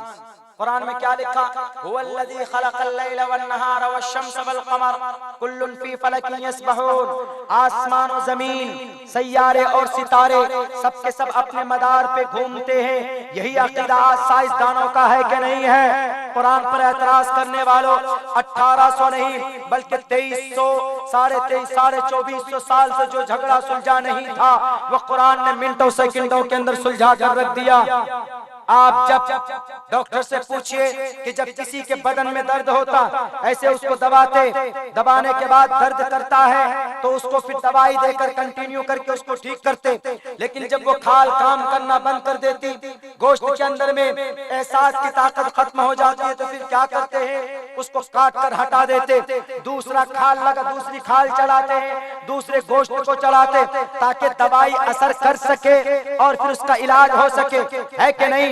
आप जियांग माई यूनिवर्सिटी थाईलैंड का उस डॉक्टर का नाम तेजसन, उसकी रिपोर्ट को पढ़िए। उसने ये रिपोर्ट जब लोगों के सामने रखा तो किसी मौलाना ने कहा कि हजरत प्रोफेसर साहब, ये तो हमारे कुरान में, उन्होंने कहा कि कहां पर है? इन्नल्लज़ीना कफरू बिआयातिना सौफ नुस्रीहिम नारा कुल्लमा नज़िजत जुलूदुहुम बद्दलनाहुम जुलूदन गैरहा लियज़ूक़ुल अज़ाब। बेशक अल्लाह तबारक व तआला फरमाते, जिन्होंने मेरी आयत की, मेरी निशानियों को जुटलाया है, हम अनकरीब उनको अजाब में डालेंगे, सजा देंगे, जहन्नम में डालेंगे। जहन्नम की आग से उसकी खाल जल जाएगी, वो जली हुई खाल को अलग कर देंगे, दूसरी खाल डालेंगे ताकि उसको दोबारा अजाब दिया जाए और उसको दर्द हो। ये बिल्कुल सेम वही थ्योरी है जो जियांग माई तेजसन उस डॉक्टर ने दर्द के इलाज के लिए जो थ्योरी पेश की है। बताइए, कुरान में दर्द का इलाज मौजूद है। वो तेजसन 18 मेडिकल कॉन्फ्रेंस कॉन्फ्रेंस में हिजाज की सरजमीन पर जाकर वो सबसे पहले कहता है कि मैं तमाम चीजों का तज़किरा बाद में करूंगा, मैं सबसे पहले उस धर्म को मानना चाहता हूँ, सबसे पहले उस धर्म को फॉलो करना चाहता हूँ, सबसे पहले उस धर्म का कलीमा पढ़ना चाहता हूँ जिस धर्म ने मेरे आइडियोलॉजी को, मेरे थ्योरी को 1450 साल पहले पेश किया। और उन्होंने कहा कि ए मोहम्मद, आज आप होते तो आपके कदमों को चूमता, आपके हाथों पे पेश, आपके हाथों को बोसा देता, इसलिए कि जो चीज 1450 साल पहले हम साबित कर रहे हैं मेहनत करके, वो आपने तो 1450 साल पहले लोगों को बताया है, अल्लाह ने आपको दिया। और सबसे पहले वो कहता अशहदु अल्ला इलाहा इल्लल्लाह व अशहदु अन्ना मुहम्मदन अब्दुहु व रसूलुहु। दुनिया वालों क्या इल्जाम लगाओगे कुरान पर? कुरान पर इल्जाम लगाने से कुछ नहीं होगा, इसलिए कि दुनिया के अंदर सबसे पहला साइंस का लैब कहाँ बना? स्पेन के अंदर बनाया गया लैब, साइंस का लैब, सबसे पहला लैब साइंस का स्पेन के अंदर बनाया जाता। अशबीलिया गोल्डा टावर के अंदर 300 फीट, उस टावर के अंदर सबसे पहला साइंटिफिक लैब बनाया जाता। और सबसे पहले जनाब इवापोरेशन केमिकल का इजाद कौन करता? सबसे पहले नाम आता इब्ने सीना का। और ये आंखों की इलाज और उसका थ्योरी, इस पर किताब किसके लिए लिखी हुई? इब्ने सीना की लिखी हुई। समंदर में पत्थर कैसे बनते, इब्ने सीना ने इसको लोगों के सामने रखा। आज कोरोना हम लोग पकड़ लिए। कोरोना कैसा होता है? नाक में घुसता है, मुंह के जरिए घुसता। कोरोना है कैसा? वो कांटेदार है, गले में अटक जाता है, खोखो खांसी होती। ये तहकीक कहां से आई? अबू बकर मोहम्मद बिन ज़करिया अर्राज़ी की तहकीक। किसी भी इन्फेक्शन को, किसी भी जरासीम को पकड़ने के लिए, पहचानने के लिए किसका थ्योरी पढ़ाया जाता है?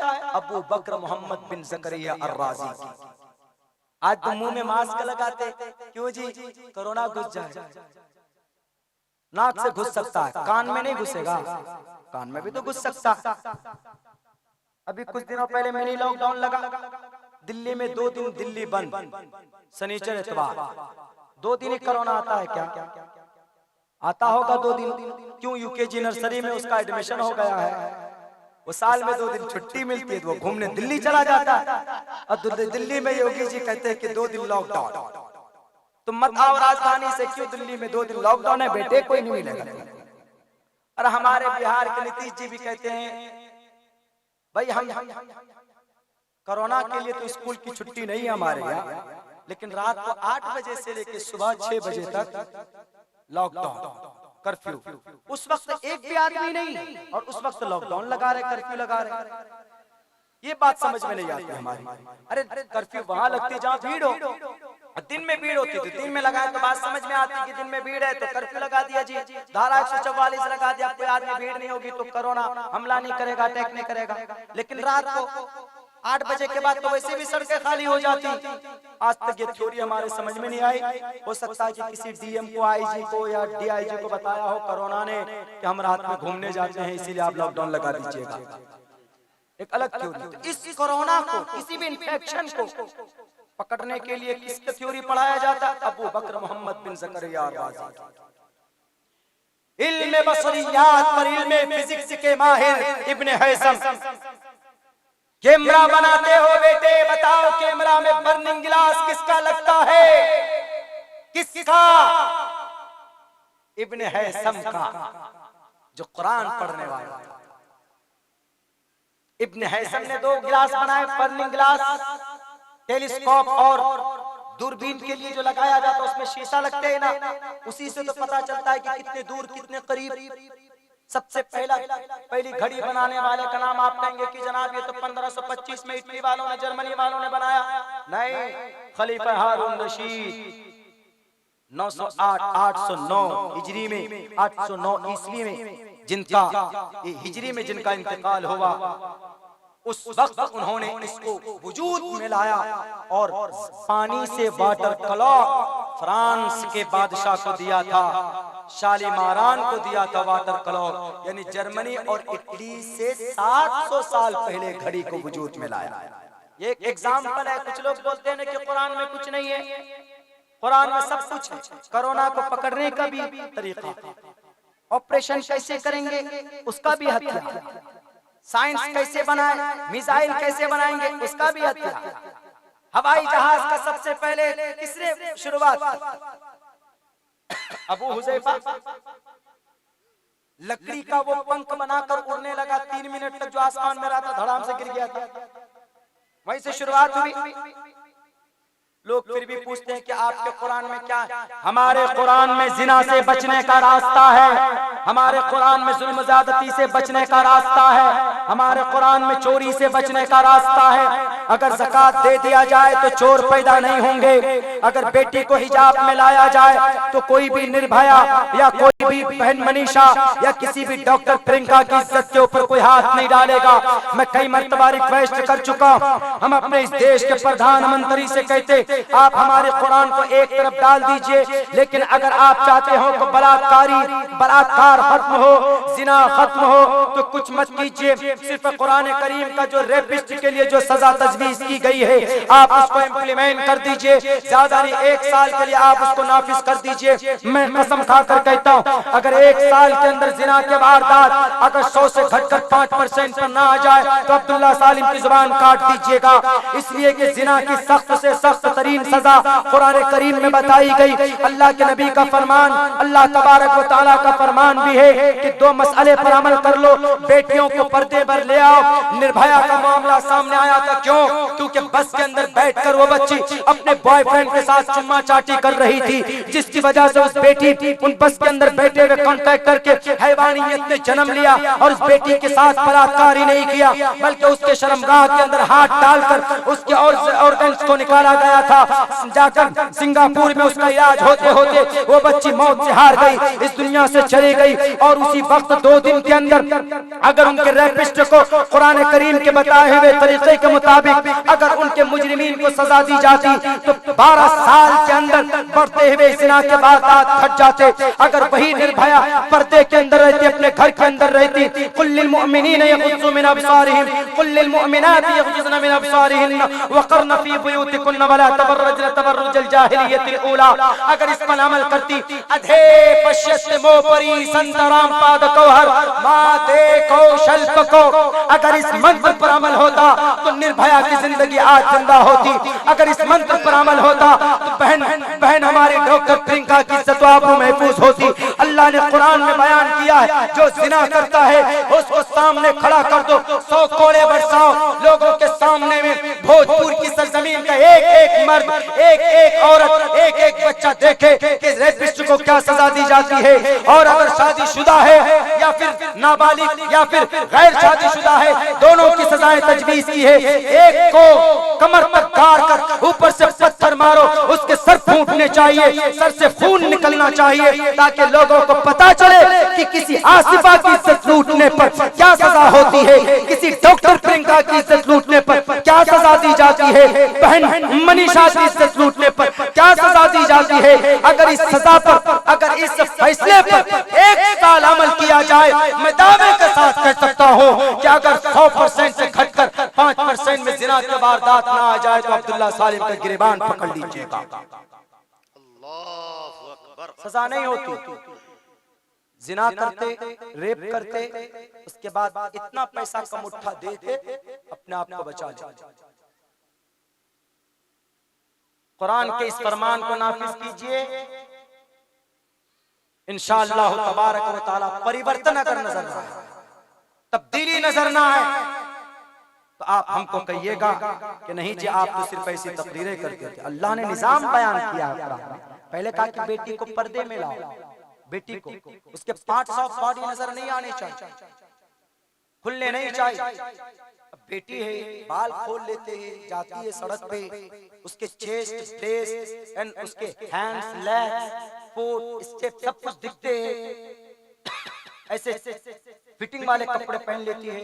जाहिर सी बात है कि बेटी जब बेपर्दा होगी, औरत के अंदर अट्रैक्शन है, अट्रैक्शन, उसकी आवाज में अट्रैक्शन, उसकी बनावट में अट्रैक्शन।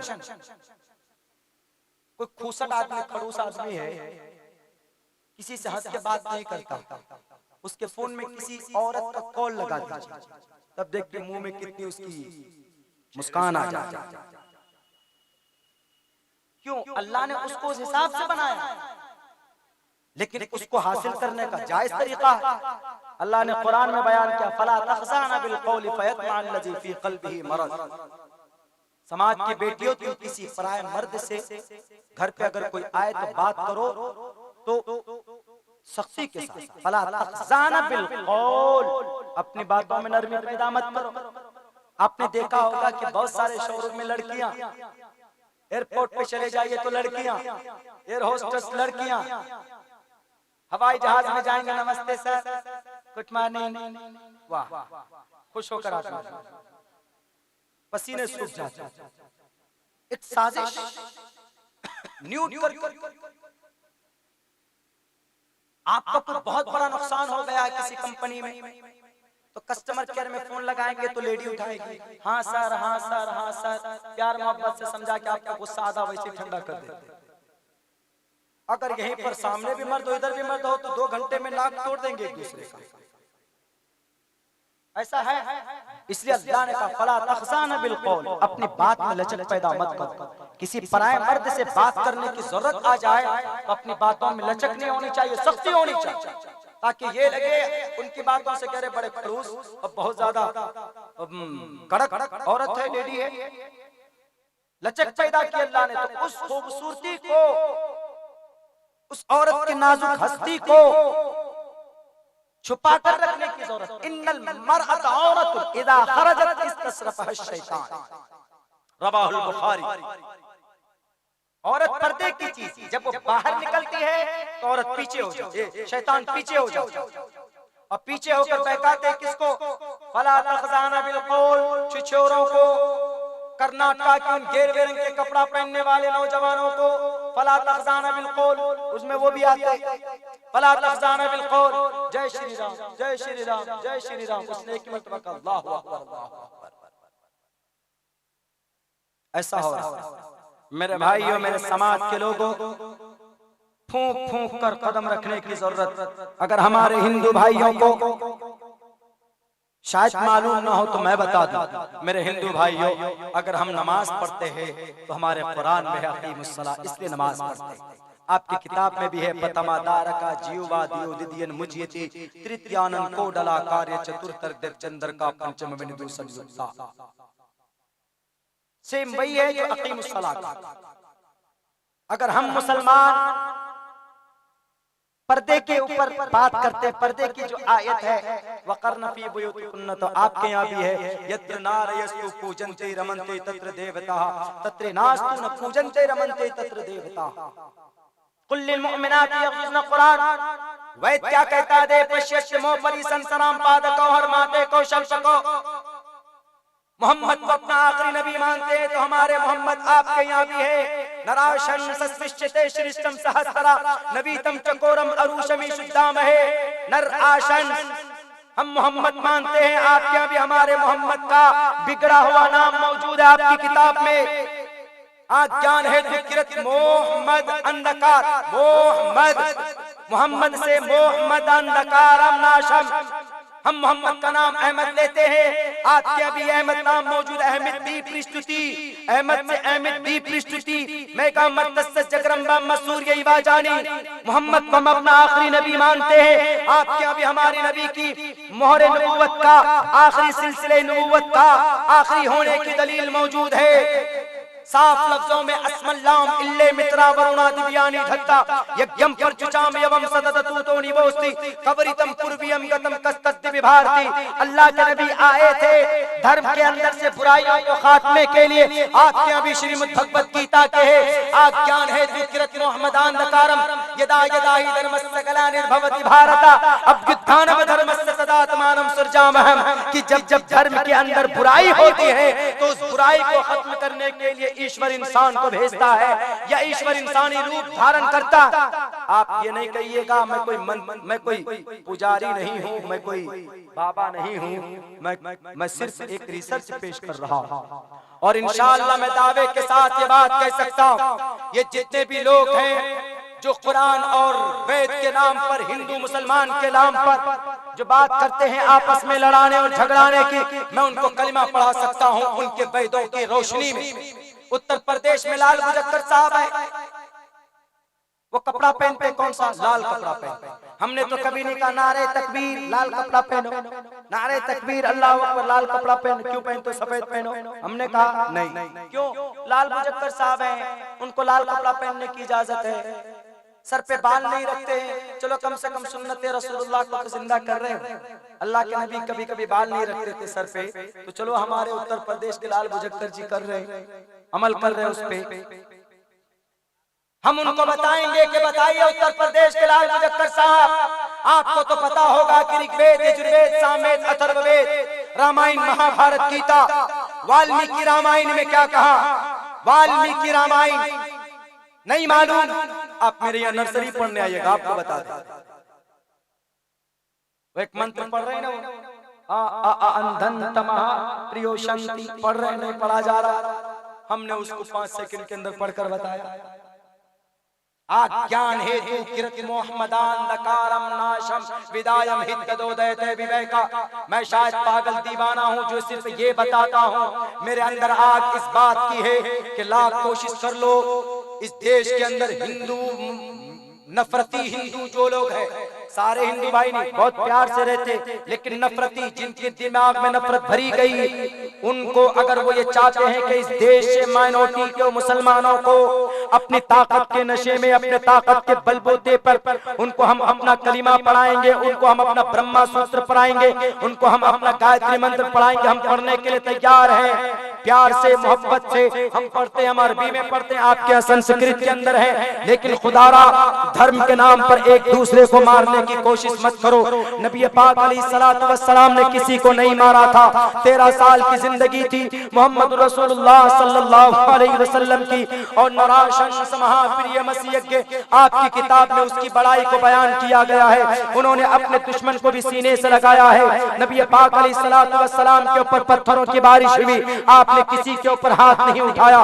मोहम्मद रसूलुल्लाह को 3 साल तक सोशल बाइकाट किया गया था। वहाँ पर सहाबा तड़प तड़प कर मर रहे थे, बच्चे भूख से मर रहे थे। आपने उस वक्त भी किसी के ऊपर जुल्म ज़्यादती नहीं की। आपके नजर के सामने में अम्मार बिन यासिर को, यासिर रज़ी अल्लाह ताला अन्हु को, उनके बेटे अम्मार, उनकी बीवी सुमैया है, सुमैया को अबू जहल बरछा मारता है, उनके शर्मगाह को काट देता है, उनके शर्मगाह में जख्म आती है, तड़प तड़प कर मर जाती है। अम्मार को तड़पा तड़पा कर मारा जाता है।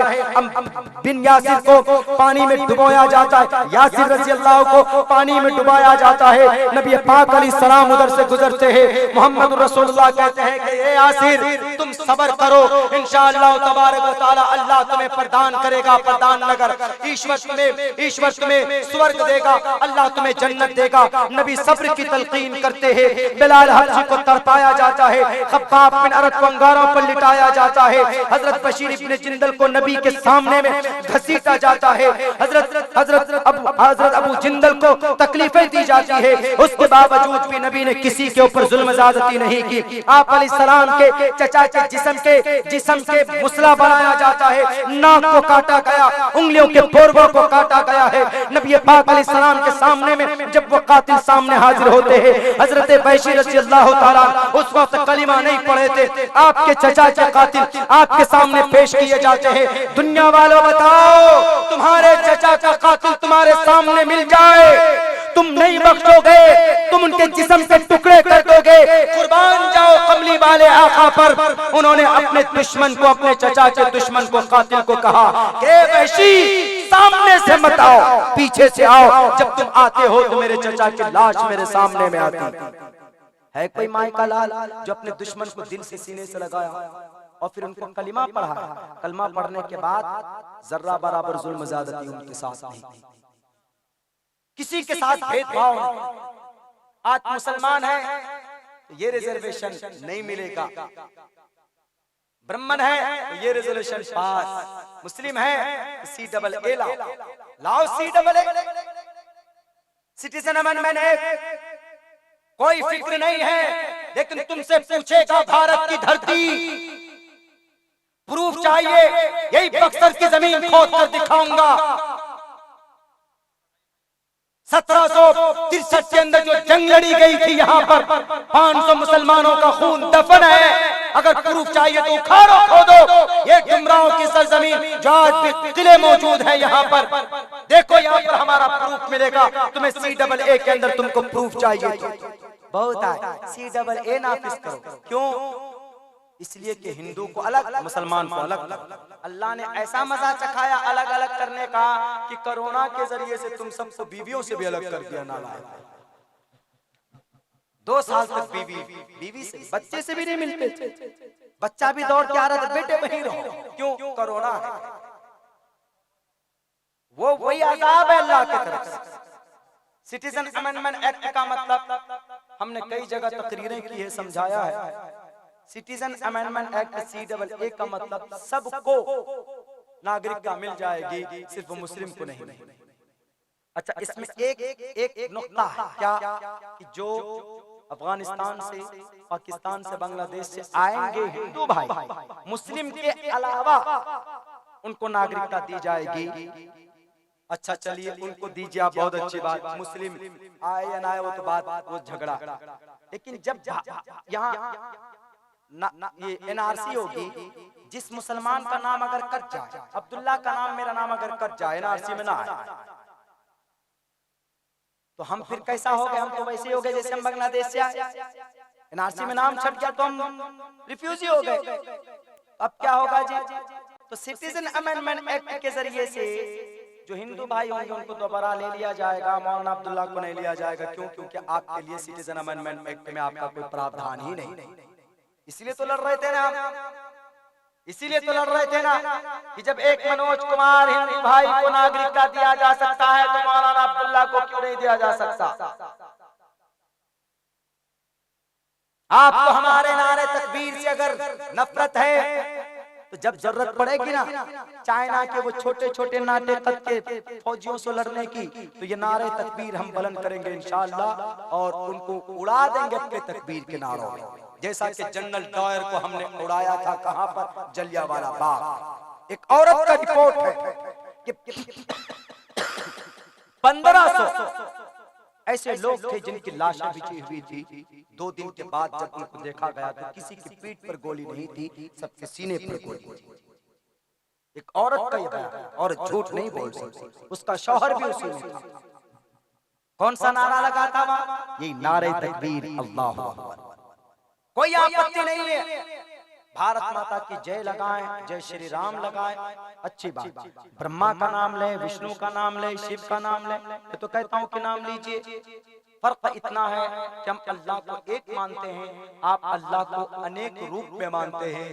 और अनेक रूप नहीं, अनेक नाम है अल्लाह ईश्वर के, लेकिन अल्लाह एक ही है।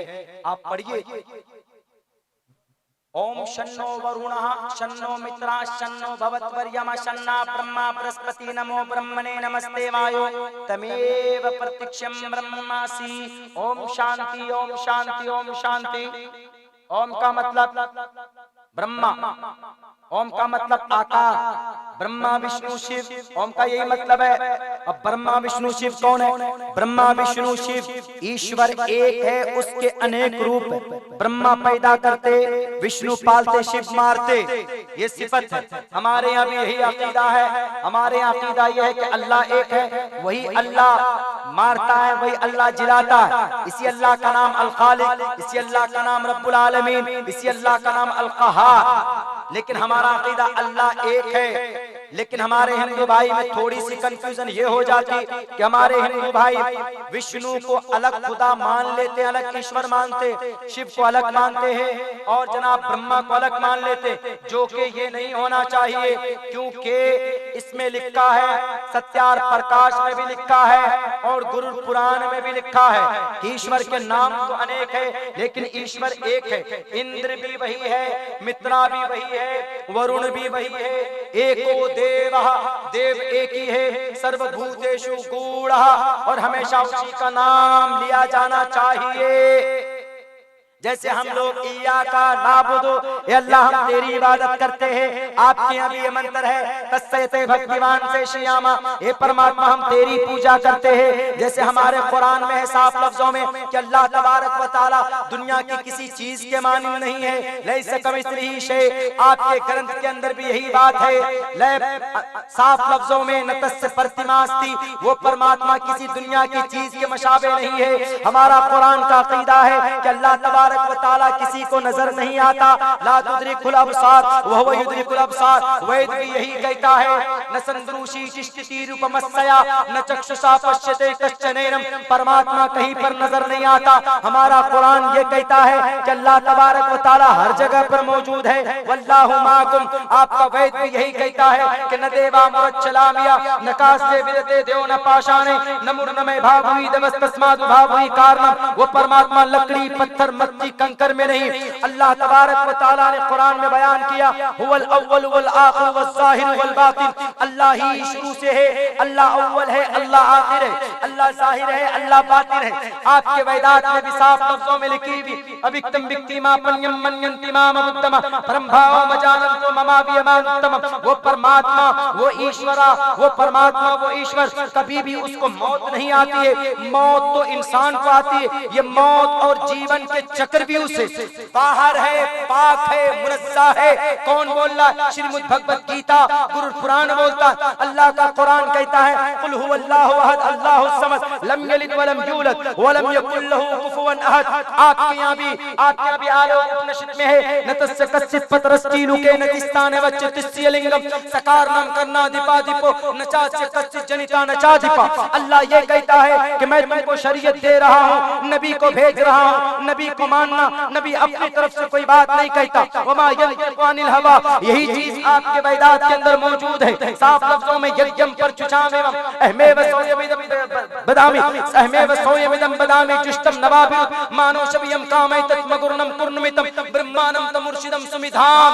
सुबह तक सुना सकता हूँ उत्तर प्रदेश के लाल बुजक्कर साहब, लेकिन आपको समझना पड़ेगा, अगर आप अमल करने के लिए तैयार हो तो आओ इंशाअल्लाह। एक तरफ कुरान रखते, एक तरफ आपके वेद रखते हैं। अगर मैं अपना इस्लाम आपके यहाँ साबित न कर दूं, अपना पर्दा आपके यहाँ साबित न कर दूं, अपनी नमाज आपके यहाँ साबित न कर दूं, अपना मदरसा आपके यहाँ साबित न कर दूं, अपना जलसा आपके यहाँ साबित न कर दूं, तो मेरी जुबान काट के रख लीजिएगा।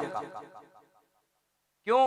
क्योंकि Islam is the best religion to the entire world. Islam वो मजहब है जो हर धर्म और हर मजहब की किताबों में इस्लाम का चर्चा। मेरे भाइयों, वक्त भी चूंकि बहुत तेजी के साथ बढ़ रहा है, मेरी आवाज भी चूंकि बहुत ज्यादा फंसी है, बहुत गरम पानी पी पा के हमने आवाज खोलने की कोशिश की है, लेकिन मैं समझता हूं कि इस वक्त बहुत जरूरत देश के अंदर ह्यूमैनिटी को, इंसानियत के ऊपर बात करने की, किरदार नबूवत को पेश करने की। मैंने सीरत और थोड़ी सी इतिहास के हवाले से और वेदात और कुरान की रोशनी में हमारे हिंदू भाई भी यहाँ पर समझे होंगे कि वाकईतन उन लोगों की मनगढ़ंत कहानियां हैं जो बात करते हैं, खामखा उग्र हो जाते हैं, एक एक इशू को लेकर लोगों को भटकाने की कोशिश करते हैं। ऐसा कुछ नहीं है। अगर जरूरत पड़ जाए कौम को, समाज को, तो हमारे हिंदू भाइयों को भी सामने आकर उन उपद्रवियों का, उन दहशतगर्दों का, उन फस्ताई ताकत का, चाहे वो इस्लाम में हो, चाहे वो मुसलमान के अंदर, अगर चाहे वो हिंदू धर्म के अंदर अगर कुछ नौजवान ऐसे करते हैं तो उनको रोकने की, थामने की सख्त जरूरत है। मेरे भाइयों, बहुत बहुत शुक्रिया, जज़ाकल्लाह। अस्सलामु अलैकुम व रहमतुल्लाहि व बरकातहू।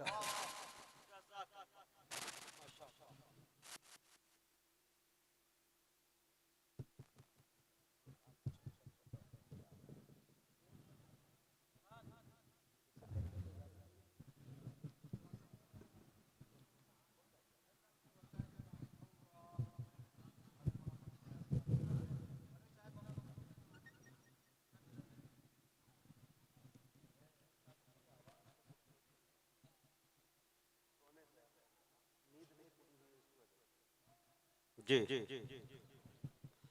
मौजूद सामीन, आपके दरमियान जनाब हजरत मौलाना अब्दुल्ला सालिम कमर चतुर्वेदी साहब मौजूद थे। बहुत ही जिंदा दिली के साथ आप सुन रहे थे। जो जलसा देखने के लिए आए थे वो कौम जा चुकी है, सुनने वाली कौम अभी बैठी हुई है माशाअल्लाह। न ये मेरे बाप की महफिल है, न आपके बाप की महफिल है, बल्कि रसूल पाक की महफिल है। ये तरीका और सलीका हमें बैठने का यहाँ सीखना चाहिए। एक रिक्वेस्ट करना चाहता हूँ, दरखास्त, इल्तिजा, आजिजाना वो भी कि जो हजरात जहाँ बैठे हैं कुर्सी पे, उनके सामने जो चेयर खाली है, एक मर्तबा सब लोग खड़े हो जाए तो गुनूदगी दूर हो जाएगी, सुस्ती काहिली दूर हो जाएगी, मजा आ जाएगा इंशाअल्लाह। खड़े हो जाइए पूरा मजमा एक मर्तबा तरोताजगी के साथ बैठे माशाअल्लाह। अल्लाह सलामत रखे या अल्लाह, वाह। और एक एक कदम आगे बढ़ के आगे वाली कुर्सी पे कब्जा हो जाए, थोड़ा सा बैठे माशाअल्लाह माशाअल्लाह, जज़ाकल्लाह। बैठ जाइए जज़ाकल्लाह भाई माशाअल्लाह, सुभान अल्लाह। खुशी देना कभी मातम न देना, खुदाया इनको कोई गम न देना, मसर्रत शादमानी मुस्कुराहट इन्हें ज्यादा ही देना कम न देना। बड़े अच्छे लोग हैं माशाअल्लाह। बैठ जाइए भाई, एकदम बिल्कुल ताजा दम हो गए हम लोग। जो सो रहे हैं उनको जगा दीजिए, लेकिन ये ख्याल है कि किसी का हाथ किसी के जेब में न जाए, और जेब में जाता भी है तो खैनी का डब्बा मिलेगा, पता नहीं उसमें है भी या नहीं है, ये कोई भरोसा नहीं। हाँ माशाअल्लाह, जग गए भाई साहब। मोबाइल वाले थोड़ा मेरी भी तस्वीर ले लेना, बैठ जाइए।